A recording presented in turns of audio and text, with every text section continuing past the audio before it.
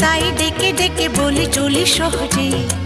কিছু চেয়ে আমি অনেক পেয়েছি দুটি হাত বাড়িয়ে।